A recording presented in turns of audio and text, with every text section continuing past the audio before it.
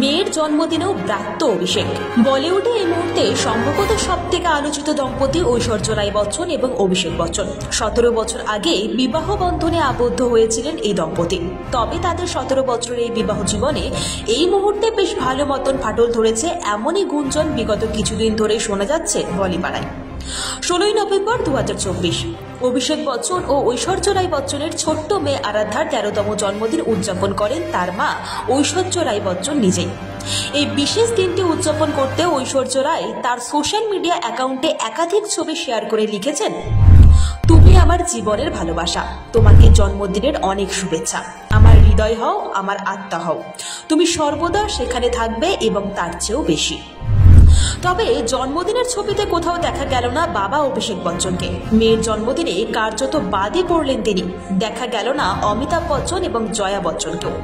দেখা গেল না বচ্চন পরিবারের কাউকেই। ঐশ্বর্য রায় বচ্চন তার মায়ের বাড়ির আত্মীয়দের সঙ্গেই তার মেয়ে আরাধ্যার জন্মদিন পালন করলেন। আর এই ছবি যেন আরও বাড়িয়ে দিল ঐশ্বর্য ও অভিষেকের বিচ্ছেদের জল্পনা। ব্যুরো রিপোর্ট, আজ বাংলা।